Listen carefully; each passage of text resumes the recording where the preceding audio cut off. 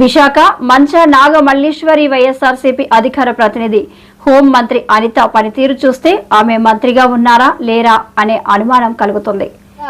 పిలవగానే వచ్చినటువంటి మీడియా మిత్రులు కూడా నా నమస్కారాలు తెలియజేస్తున్నాను.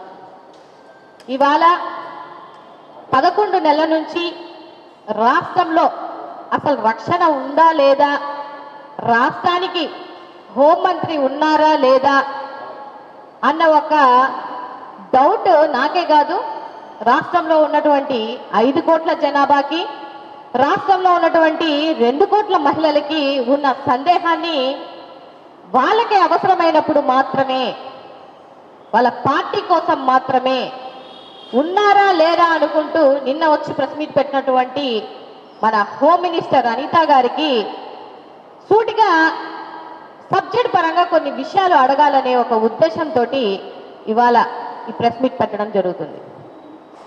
సాక్షాత్తు శాసనసభలో హోమ్ మినిస్టర్ అనిత గారు ఇచ్చినటువంటి రిపోర్ట్ ఏంటంటే, ఇప్పటి వరకు ఈ రాష్ట్రంలో జరిగినటువంటి అగత్యాల లెక్క 16,800. అంటే ఒక గంటకి 3 మీద మహిళల మీద అగత్యాలు జరుగుతుంటే, ఆమె సొంత నియోజకవర్గంలో బట్టలుడు తీసి ఆడవాళ్ళను కొడుతుంటే, ఆవిడ సొంత జిల్లాలో ఇంటికెళ్ళి మరి గొంతు కోసి చంపేస్తుంటే, ఇవాళ రీసెంట్గా మధురవాడలో జరిగినటువంటి సంఘటన కానీ, కంచరపాలెంలో జరిగినటువంటి సంఘటన కానీ, రాత్రి కంచరపాలెంలో జరిగినటువంటి విషయాన్ని గుర్తు చేస్తున్నాను. ఇంత అగత్యాలు జరిగినా కూడా నిమ్మకు నీరెత్తకుండా ఏ రోజు వచ్చి ఒక ప్రెస్ మీట్ పెట్టలేనటువంటి హోమ్ మినిస్టర్ అనిత గారు ఇవాళ జగన్మోహన్ రెడ్డి గారి కోసం మాట్లాడుతున్నారు అని అంటే చాలా హాస్యాస్పదంగా ఉంది. జగన్మోహన్ రెడ్డి గారికి మేము జెడ్ కేటగిరీ ఇస్తున్నాము అని చెప్తున్నారు. మీరు జెడ్ కేటగిరీ ఇచ్చేదేంటి? సెంట్రల్ ఇస్తుంది. ఆయన ఒక ఎక్స్ సీఎం, వాళ్ళ నాన్నగారు ఒక చరిత్రలో నిలిచిపోయినటువంటి ఒక నాయకుడు, ఆయన ఒక పులివెందుల ఎమ్మెల్యే అని చెప్పి మాట్లాడుతున్నటువంటి అనిత గారికి మరి మనం 2014లో పైకిరావుపేట ఎమ్మెల్యే కదా, 2019లో అక్కడ ఉన్నటువంటి నియోజక ప్రజలు అనిత వద్దు పార్టీ ముద్దు అని ఒక నినాదాన్ని తీసుకొని వచ్చి మిమ్మల్ని కొవ్వూరికి ఇసిరేస్తే అక్కడ ఓడిపోయినటువంటి కొవ్వూరు ఎమ్మెల్యే కదా.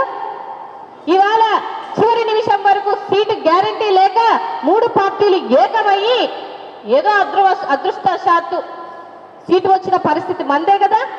2014 ముందు మనం ఏంటనేది ఎవరికి కూడా తెలియని విషయం. ఇక్కడ జగన్మోహన్ రెడ్డి గారికి 1100 మంది పోలీసులు పెట్టాము, దీని మీద డిబేట్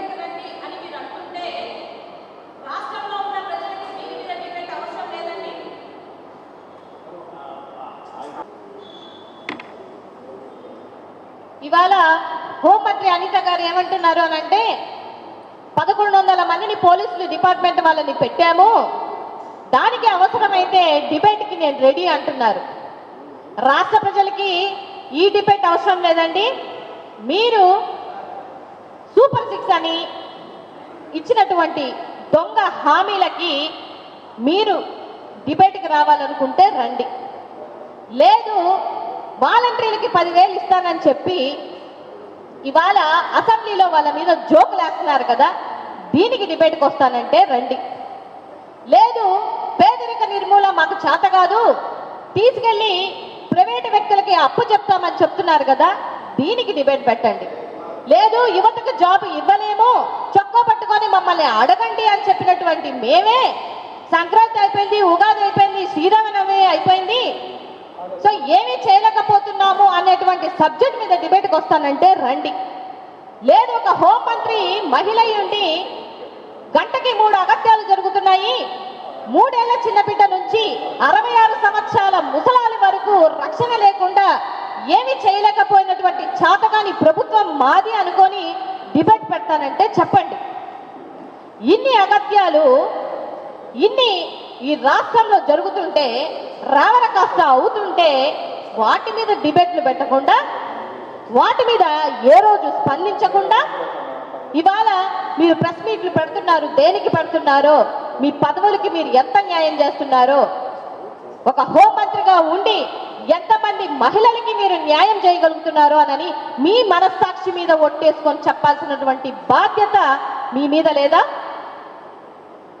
బీయింగ్ ఏ లేడీ, మీరు ఒక ఫెయిల్యూర్ హోంమంత్రి అని చెప్పేసి నేను అంటాను. నేనే కాదు, 16,800 మహిళల మీద అన్యాయం జరిగినటువంటి కుటుంబాలకి కూడా మీరు ఫెయిల్ అయినటువంటి హోంమంత్రి. లేదు, ఈ రాష్ట్రంలో ఉన్నటువంటి 2 కోట్ల మహిళలకి రక్షణ ఇవ్వలేనటువంటి మీరు ఒక ఫెయిల్యూర్ అయినటువంటి హోంమంత్రి.